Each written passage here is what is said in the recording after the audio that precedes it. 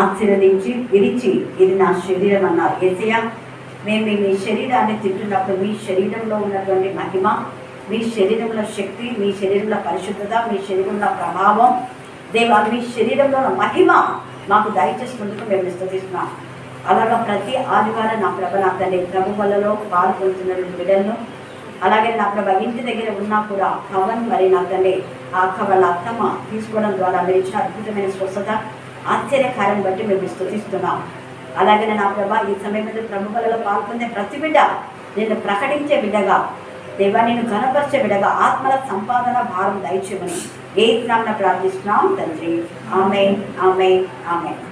మళ్ళీ చెప్తున్నా, మొదటి కొరింథీయులకు రాసిన పత్రిక 11వ అధ్యాయము 26 నుంచి 30 వచనాలు చదువుకుందాం. మీరు ఈ రొట్టెను తిని ఈ పాత్రలోని త్రాగినప్పుడల్లా ప్రభు వచ్చే వరకు ఆయన మరణంను ప్రచురించెదరు. కాబట్టి ఎవడు అయోగ్యంగా ప్రభు యొక్క రొట్టెను తినునో లేక ఆయన పాత్రలోని త్రాగునో వాడు ప్రభు యొక్క శరీరమును గూర్చియు రక్తమును గూర్చియు అపరాధి అగును.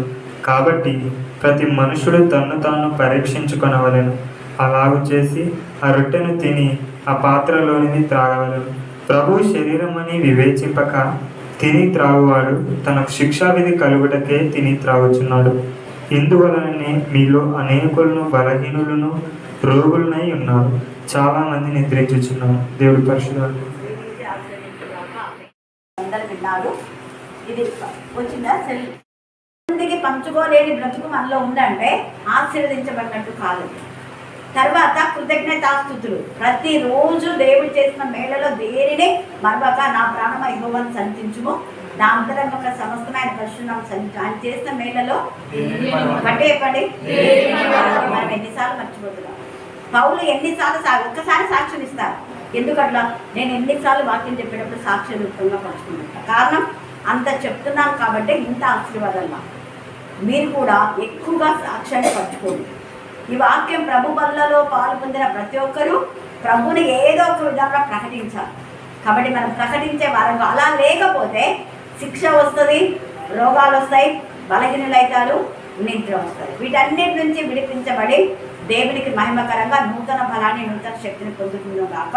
ఆమేన్, ఆమేన్, ఆమేన్. ఆయన అప్పగింపబడినటువంటి ఆశీర్వదించి విరిచి ఇది నా శరీరం అన్నారు. యేసయ్య, మేము మీ శరీరాన్ని తింటున్నప్పుడు మీ శరీరంలో ఉన్నటువంటి మహిమ, మీ శరీరంలో శక్తి, మీ శరీరంలో పరిశుద్ధత, మీ శరీరంలో ప్రభావం, దేవా మీ శరీరంలో మహిమ మాకు దయచేసినందుకు మేము స్తుతిస్తున్నాం. అలాగా ప్రతి ఆదివారం నా ప్రభ నా తల్లి ప్రభు వల్లలో పాల్గొంటున్న బిడ్డలను, అలాగే నా ప్రభ ఇంటి దగ్గర ఉన్నా కూడా పవన్ మరి నా తల్లి వాళ్ళ అత్తమ్మ తీసుకోవడం ద్వారా మీరు ఇచ్చిన అద్భుతమైన స్వస్థత, ఆశ్చర్యకారం బట్టి మేము స్తుతిస్తున్నాం. అలాగే నా ప్రభా ఈ సమయంలో ప్రభు వల్లలో పాల్గొనే ప్రతి బిడ్డ నేను ప్రకటించే బిడ్డగా, దేవా నేను ఘనపరిచే బిడ్డగా ఆత్మల సంపాదన భారం దయచేయమని ఏ నామమున ప్రార్థిస్తున్నాం తండ్రి. ఆమేన్, ఆమేన్, ఆమేన్. మళ్ళీ చెప్తున్నా, హల్లెలూయా.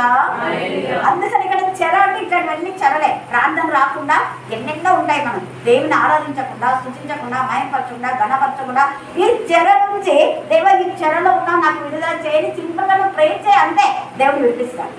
అక్కడ మనం చెర నుంచి విడిపించమని కూడా చెప్పలేదు. పౌలు శీలాలు కదా దేవుడు విడిపించాడు. పేదలు కూడా చెరసాలంటే విడిపించే దేవాన్ని కూడా చెప్పాలి. కాకపోతే దేవుని కార్యం అక్కడ జరగాల. ప్రతిరోజు చెప్పేవాళ్ళు చెరలో ఈ రోజు ఉన్నారంటే రేపు వాక్యం ఎవరు చెప్తారు? రోషం గల దేవుడు. వెంటనే పేదరా బయటకు రా, ఓ వాక్యం చెప్పన్నారు. పౌలు శీలలు కూడా వాళ్ళని అంత కుట్టి అంత వేసినా కూడా వాళ్ళు మత్సరం నుంచి వాక్యం చెప్పినారు. అది దేవుని బిడ్డల యొక్క రోషం. అలాగా దేవుని ప్రకటించే వారుగా ఉండాలి. కానీ నువ్వు రక్షణ పొందినావు, ఎన్ని ఆత్మలు తెచ్చావు దేవుడు? రక్షణ పొందిన వ్యక్తి ఎన్ని ఆత్మలు తెచ్చారని దేవుడు ప్రశ్నిస్తే మన జవాబు ఏమైంది? మన జవాబు చెప్పగలరు. అలాగే నువ్వు రక్షణలో ఆనందించి అనేక ఆత్మలు తెస్తే అదే ఆశీర్వాదం. అందుకే పౌలు అంటాడు, ఈ ఆత్మలే నాకు ఐశ్వర్యం, మీరే నాకు కిరీటం అంటాడు. కాబట్టి ఆత్మల సంపాదనలో మనం ఉంటే ప్రతి చెర నుంచి మనం విడుదల పొందుతాం. తర్వాత ఇంకొకటి ఏమంటే, ఎప్పుడైతే నీకు ఆత్మల బాధ కలిగి అనేక ఆత్మలను చెర నుంచి విడిపిస్తావో, దుర్మార్గులు కట్టినటువంటి కట్టలు, అపవాది కట్ల నుంచి, పాపం అనే కట్లు, చెడు అనే కట్లు, దేవుని ఆరాధించే జీవితంలో మీ ఇంట్లో వాళ్ళు ఉంటే వాటిని నువ్వు విప్పాల. కట్లు విప్పి దేవుని సన్నిధికి నడిపించాలి.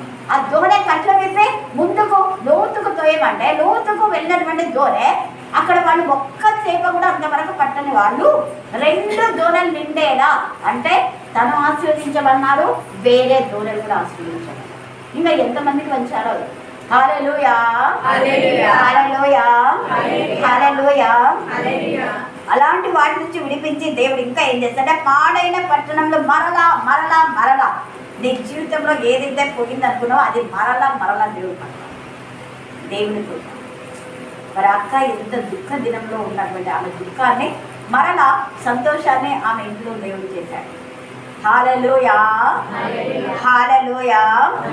చూడండి, అందుకనే ఆ పాడైన పట్టణంలో మరలా వారు కాపురం ఉంటారట. మరలా కట్టుకొనే కాపురం ఉంటారు. చాలా మంది కట్టుకుంటారు కానీ కాపురాలు ఉంటారు కదా. కానీ ఇక్కడ కట్టుకుంటారు, మీరు కట్టుకునే ఇల్లు మీరే ఉంటారు. నేను అందుకే అంట కట్టుకునే ఇల్లు మీరే ఉంటారు.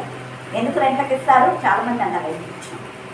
వారు కట్టుకునిన ఇళ్లలో వాళ్ళే కట్టుకొని వారు కాపురం ముందురు అంటున్నారు. మరలా కట్టుకొనే, మరలా దోచుకునొద్దు, కష్టపడి కట్టుకో. జ్ఞానవంతురాలు ఇల్లు కట్టుడు, ద్రాక్ష తోటలు నాటి వాటి రసమును తాగుడు. నాటుతారు మీరే, ఆ ద్రాక్ష తోట రసం తాగుతారు. ద్రాక్ష తోట మన ఇంటి వెనకాలనే మన తోటలో ద్రాక్ష చెట్టు ఉంది. దాని రసమే ప్రభు వాళ్ళకు వాడినాం కదా. ఇప్పుడు మళ్ళీ గింజలు వస్తున్నాయి, మళ్ళీ కాయలు గెలంకి. హల్లెలూయా, హల్లెలూయా. ఎంత బాగా ద్రాక్ష తోటలు నాటి వాటి రసం తాగుదు, వనములు వేసి వాటి పండ్లను తిందురు. వారి దేశమందు నేను వారిని నాటును. వారి దేశమును, మన దేశంలోనే దేవుడు మనం నాటుతాడు, అన్యులలో కాదు. నేను వారికి ఇచ్చిన దేశంలో ఉండే వారు ఇక పెరికి వేయబడనని నీ దేవుడైన యెహోవా సెలవిస్తున్న. పెరికి వేయబడని జీవితం, ఇంత గొప్ప ఆశీర్వాదం దేవుడు మనకి ఇచ్చినప్పుడు మనం కూడా దేవుని యందు భయభక్తి కలిగి యోబు లాగా, యోసేపు లాగా, తర్వాత వాళ్ళ తల్లి హన్న శామ్యూయల్ని ఇచ్చేసింది. ఇవ్వడం ద్వారా బ్లెస్సింగ్స్. అబ్రహాము 10వ వంతు ఇచ్చినాడు. రిసీవ్ చేసుకోవడం కాదు, తీసుకోవడం కంటే ఇవ్వడం. నోవా కూడా బలి అర్పించినాడు బలిపీఠం పైన. తర్వాత యాకోబు, వీళ్ళందరూ కూడా యాకోబు అంటాడు, ప్రభా నేను మళ్ళీ తిరిగి వస్తే నీకు అది ఇస్తా, ఇది ఇస్తా. తిరిగి వస్తేనే ఇస్తారని అక్కడ అన్నాడు. మనం అలా చూడు, పాస్ అయితే నీకు కానిపిస్తా, పిల్లలు ఉంటే కానిపిస్తా, పెళ్ళి అయితే కానిపిస్తా.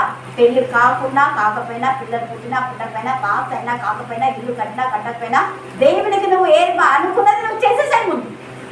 అప్పుడు దేవుడు అనుకుంటుంది. అంతేగాని మనలో ప్రార్థన ఇట్లనే ఉంటుంది. అంటే ఫెయిల్ అయితే అయ్యవా? చూడండి, అక్కడ యాకోబు అన్న మాట నేను చాలా మంది చెప్తున్నా. యాకోబు చూడు ఎందుకు ఇట్లా ఆలోచించింది. కానీ ఎప్పుడైతే దేవుడి చేత ఆశీర్వదించాలో అప్పుడు ఇచ్చేసుకుంటేనే పెట్టాలి. ఆశీర్వదించబడక ముందు ప్రభా నేను మళ్ళా వస్తే ఇక్కడ నీకు బలిపీఠం కట్టి ఇదే మందిరము కట్టి నేను నీకు అందిస్తా. ప్రతి దాంట్లో మళ్ళీ చెప్తున్నా, థ్యాంక్ గాడ్. అబ్రహాము ప్రతి దానిలో అని రాయబడింది. అంతేగాని ప్రతి దాని అంటే ఏమేమి చెప్పండి మీరు? టైం వెరీ గుడ్, చాలా చెప్పింది. ఇంకా ప్రతి దాని ఏమా గట్టి చప్పులు కొట్టండి. ప్రతి దానిలో ఎందుకంటే మాట చెప్తున్నా కదా. అదే మల్లిక వాళ్ళ ఇంట్లో, అదే మేడం వాళ్ళ ఇంట్లో పెళ్ళినప్పుడు అన్నిట్లో మేడం తీసిపెట్టి నేను మోసుకుపోలేను మేడం అంటే వాటికి తగిన అమౌంట్ నాకు మళ్ళీ ఇచ్చింది మేడం. కొందరికి తీసుకొచ్చిన అన్నిట్లో బియ్యం కొన్ని వాళ్ళు ఏమేమి వంటగా ఆహారానికి పదార్థాలు ఆడతారు ఫస్ట్ శారీ తీసి అన్నిటికంటే ముందు నాకు ఇచ్చింది. ఇంటికి చూపించి నేను చింపు కార్తీక మిత్రం వెళ్ళాను. ఎందుకు నేను చెప్తున్నా అంటే ప్రతి దానిలో దేవుడు చెప్తున్నాడు కాబట్టే మనం అలాగే చేస్తాం. ఫాస్టింగ్ ప్రేయర్స్లలో అవన్నింటినీ పెట్టి భోజనాలు పెట్టిస్తాం. అర్థమైంది కదా ఇక్కడ మీకు? ప్రతి దానిలో వస్త్రాలలో, ఆహార పదార్థాలు, వస్తువులు ఎందుకు మీకు స్టీల్వే ఇస్తారంటే అది పుస్తకాలు, మేము పుస్తకాలు చెప్తాం కదా, వాటిలో ప్రతి దానిలో మనం దేవుడికి భాగం ఇవ్వాలి. అలా చేయడం ద్వారా ఆశీర్వాదం. అబ్రహాం చేశాడు, ప్రశాంతి కూడా అన్నిట్లో. ఎందుకు నేను చెప్తున్నా అంటే అది అబ్రహాం మనకు నేర్పినటువంటి మాట. కాబట్టి మొన్న కూడా ఆ పాప అన్ని ఎవరంటే వరలక్ష్మి ఒక బియ్యం తీసుకొస్తున్నాకంటే నేను వేళ మోసుకోలేదు వద్దులేనా. మరి ఈరోజు ఆరోగ్యం ఎప్పుడో తెలియదు నాకు. అంటే దేవుడు అబ్రహాం నుంచి మనకందరికీ దేవుడు నేర్పిస్తున్నాడు. నువ్వు కూడా ముఖ్యంగా నేనంట ఇవన్నీ పక్క పెట్టేసి దేవుడికి సరైన రావడం, దేవుడితో కనెక్ట్ అవ్వడం. నువ్వు ఉపవాసం ఉందో లేకపో, అది అది ముఖ్యం కాదు. నువ్వు ఉపవాసం ఉండి ఆడ కొట్లాడుకొని ఈడ కొట్లాడుకొని దేవుని సరిగా ఉండకుండా వ్యాపారం చేసుకుంటా మన పనులు మనం చేసుకుంటా, అది ఉపవాసం కాదు. దేవునితో వాక్యంలో ప్రార్థనలో ఉండి అది నిజమైనటువంటి దేవుడికి ఇవ్వాల్సినటువంటి కాదు. మన హృదయాలే దేవుడి వాక్య భాగం దీవించి ఆశీర్వదించాక ఆమె ఆమె ఆమె. ఈ సమయమందు వాక్యం చదువు చేస్తున్నాడు. శాంతిని మీరు జ్ఞాపకం చేసుకొని ఒక వారంలోనే ఆవిడకు పెళ్లి చూపులు జరగడం, దేవా నా ప్రభ మరి తాంబూలం జరగడం, వివాహం జరగడం మీరు చేశారు. మీరు అడిగిన వాటికంటే ఊహించిన వాటికంటే అధికమైన మేలు కలుగు చేయగల సర్వశక్తిమంతుడు.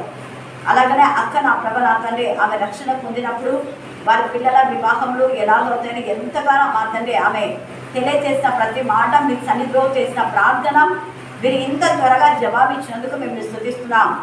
దేవా పవన్ జీవితం నా తండ్రి మీరు ఆశీర్వదిస్తానన్నారు, మీరు ఆశీర్వదించినారు తండ్రి. స్తోత్రం.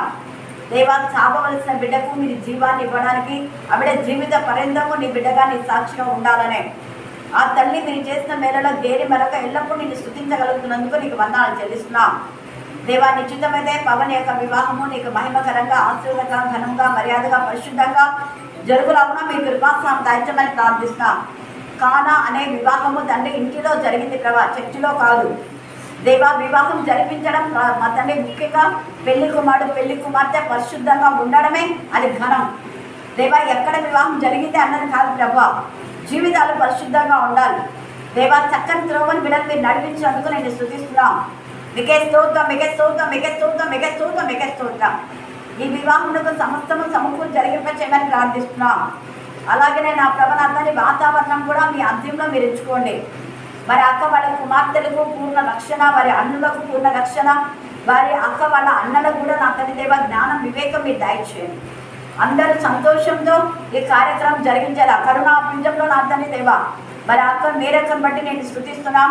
ప్రతి ఒక్కరూ మీ చిత్తానుసారంగా ముందుకు సాగడానికి మీ కృప దయచేది కాక. అలాగనే మహేంద్రను బట్టి మేము మీరు ఆత్మలో అప్పుడే ప్రేరేపణ ఇవ్వకపోతే కరుణాపీఠంలోకి రాడు తండ్రి. ఎవరిని ఆశీర్వదిస్తానో వారిని నడిపిస్తాం మీరు ముందే వాగ్దానం చేశారు. యెహోవా ఆశీర్వాదమే ఐశ్వర్యం, యెహోవా ఎందుకు భయమే ఆశీర్వాదం తండ్రి. ఈ లోకంలో తండ్రి మీ మాటలకు శక్తి తండ్రి సహాయం చేయండి. మా అందరికీ సహాయం చేయండి.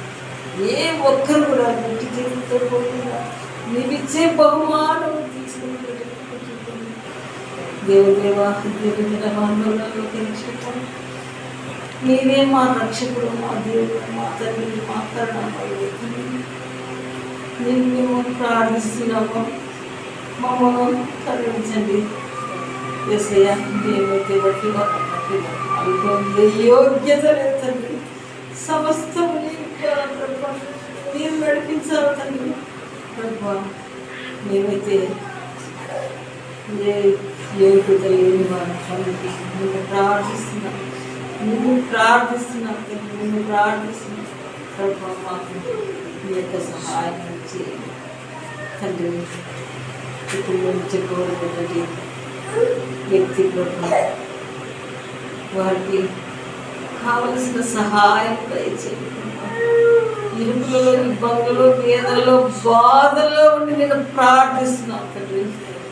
ఆ వ్యక్తికి మీరు సంపూర్ణ స్వస్థతను అనుగ్రహించి తండ్రి ప్రభా కుమారుని మీరు మీ కృపలో భద్రపరిచి ఆశీర్వదించమని మీ సేవకు వాడుతున్నామని తండ్రి వేడుకుంటున్నామయ్యా. ప్రతి బిడ్డను ప్రభా పేరు పేరు వరుసను దీవించండి, రక్షించండి తండ్రి. కుమారుడు ఏ స్థితిలో ఉన్నారో మాకైతే తెలియదు, కానీ తెలియదు ప్రభు. సమస్తం ఎరిగిన దేవుడు తండ్రి.